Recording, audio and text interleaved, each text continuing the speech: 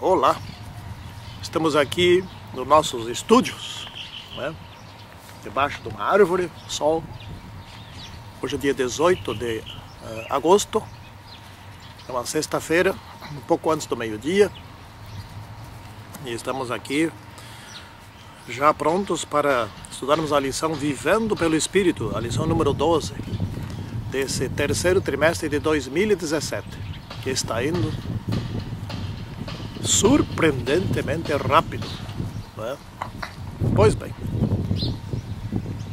eu creio que esses estudos aqui do livro de Gálatas, escrito por Paulo, que uma vez já foi Saulo, deveria ser aprofundado. Isso aqui é assunto para pequeno grupo, depois que terminar o trimestre, fazer uma revisão, um aprofundamento em fortalecimento do conhecimento que se encontra nesse pequeno livro aqui de só 6 capítulos, mas que em termos de saber necessário, do saber necessário para se viver aqui nesses últimos dias neste planeta, é algo espantoso. Tem muita coisa para se saber aqui, né? E Paulo escreve de um jeito que se necessita estudar com profundidade. Especialmente porque, em cima desses escritos, né, de Paulo, não só em Gálatas, mas em Romanos, etc., muitos torcem a verdade da Bíblia e criam outra doutrina contrária ao que a Bíblia quer ensinar. Né? Nós precisamos estar muito fortalecidos nisso, porque já estamos entrando no tempo da grande controvérsia. E isso é um grande desafio à nossa frente, para nos mantermos fiéis e firmes, ou cairmos e sermos enganados. Santíssimo e poderoso Deus, continue conosco nesse estudo, para que possamos aprender mais de Ti. Em nome de Senhor Jesus Cristo. Amém. Muito bem. Estou aqui vivendo pelo Espírito. Isso sugere o seguinte: vivendo por meio de uma entrega total a Deus, uma entrega diária, sendo guiados pelo Espírito, sendo nós templos do Espírito Santo, né? As nossas decisões serão corretas.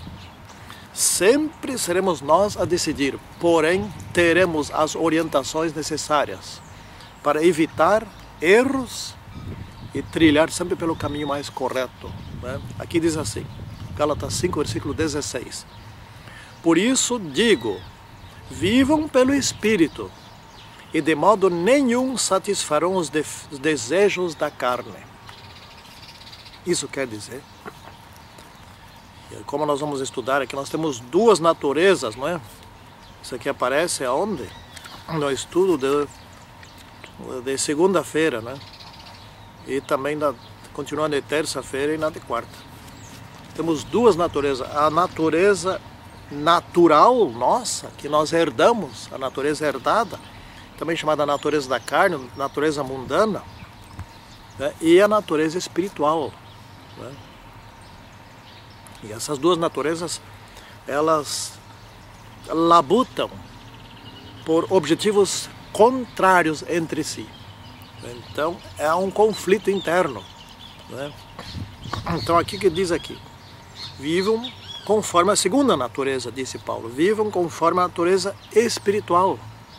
Né? Diz aqui, vivam pelo Espírito, quer dizer isso, né? Sejam obedientes ao Espírito. Sejam, em outras palavras, obedientes à Bíblia, aos escritos da Bíblia. Sigam esses escritos, né? E o Espírito Santo vos ensinará todas as coisas e vos fará entender o que está escrito na Bíblia. É isso que Paulo está dizendo aqui, né? E aí vocês não vão mais ter os desejos da carne. Isso nós vamos aprofundar um pouquinho mais, logo mais, né? Então, andar no Espírito significa uma guia divina a pecadores. Em outras palavras, andar conforme a luz ou conforme a verdade. Isto é um processo espiritual que que vai se acentuando dia a dia. Cada dia a gente vai ficando mais forte na medida que vai obedecendo. Ou o contrário. Por exemplo, como é que um pecado se torna acariciado? Quando a gente comete uma vez esse pecado, o pecado fascina, né? Ele traz mistério. Ele é algo diferente. Existe aquele prazer de fazer uma coisa errada, né? Como, por exemplo, muitos sentem prazer do primeiro trago de cachaça. Ah, que coisa interessante, não sei o que mais, ficou tonto, verdade, olha só. E daí já vai tomar o segundo, e depois o terceiro gosta mais, e vai gostando cada vez mais, e se torna viciado. Pecado vicia, pecador é um vício em pecado. Ou melhor, é um conjunto de vícios em pecado. Gosta do pecado, né? Então, andar no Espírito é como um antídoto ao pecado. Com o tempo, a pessoa não gosta mais do pecado. Ela passa a detestar as coisas do mundo. E o que nós estamos vendo é, dentro da igreja, muitos irmãos amando o pecado. Há um propósito aí, contraditório, de se salvar no mundo. Não é? Se salvar pertencendo igual ao mundo. Então, tanto dentro da igreja como no mundo. Há muitos que pensam que vão conseguir isso. Não é? Então aqui, a nossa vontade natural, ela é ruim para nós mesmos. Ela é ruim para os nossos semelhantes. Não é? Ela cria problemas. A vontade de Deus é que é boa para nós. Então por isso, hoje, aqui na Terra, nós temos que desistir da nossa vontade e optar pela vontade de Deus. Porque a nossa vontade é uma vontade da carne, pecadora, herdada de maldade. E ela nos trará problemas se nós seguirmos a nossa vontade. Isso seria uma liberdade, claro. Fazer cada um a sua vontade, isso é uma liberdade. Porém, uma liberdade agora inconveniente, porque ela é ruim para nós, ruim para nossos semelhantes. Por exemplo, vamos dar um exemplo. A vontade de muitos, aqui no Brasil, é beber, né, e depois dirigir. Gostam de fazer isso. Isso só acontece problema com os outros, né? É assim que pensam. Aí bebe, dirige, dá um acidente, mata alguém, cria um problemão, etc e tal, vai preso. Se é que vai preso, né? Porém, trouxe problemas para uma outra família, etc e tal. Né? Essa é a nossa vontade. Fazer coisas assim que agradam e satisfazem a carne. Pois bem, na medida que o Espírito guia a nossa vida, esses desejos, que são milhares ou talvez milhões de oportunidades, de opções, né, passam a ser rejeitados. A pessoa não gosta mais. Todos nós temos exemplos disso, né? Por exemplo, comigo. Vou dar um exemplo meu, de coisa que já não gosto mais. Né? Quando eu era jovem, eu gostava de música do mundo, né? Certo e tal. Com o tempo, Deus foi revelando, foi transformando. Hoje, não é que eu não gosto, eu detesto. Quando eu era jovem, gostava de futebol. Tinha meu time predileto. Hoje, já são mais de 40 anos que eu simplesmente não me atrai. Nem a Copa do Mundo me atrai. Né? Simplesmente.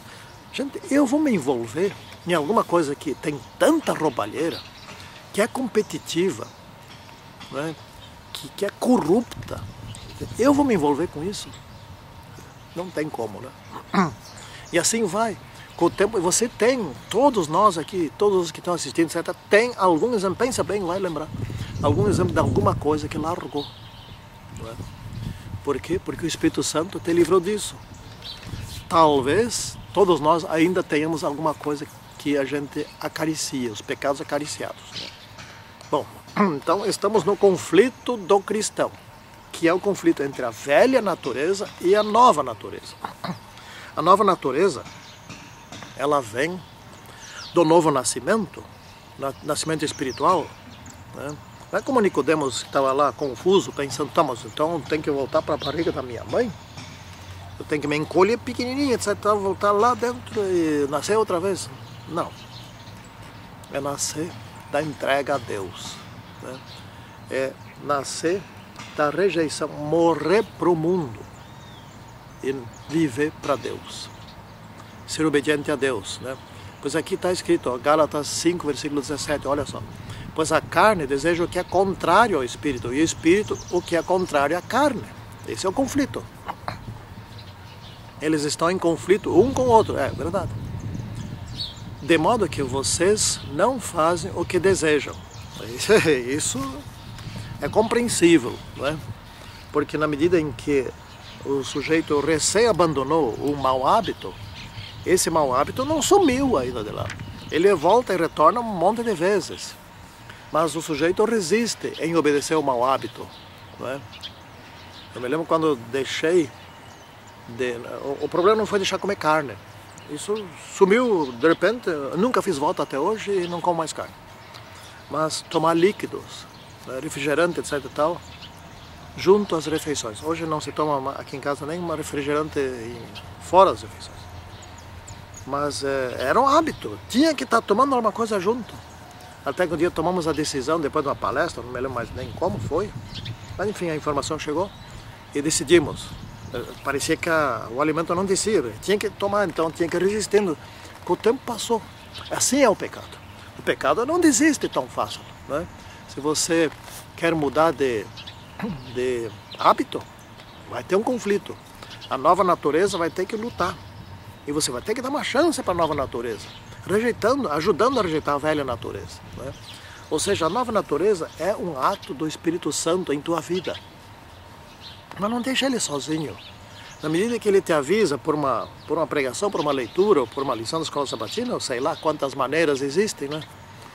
Para que você tenha esse conhecimento bom, obedeça ao Espírito Santo, né? E ajude que ele vá derrotando a velha natureza. Isso é muito gostoso, né? Obter essas vitórias é algo muito gostoso.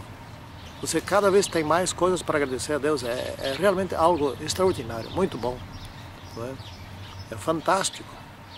Pois bem, vamos continuando aqui. Bom, a velha natureza produz obras da carne, não é? A nova natureza produz o fruto do Espírito Santo.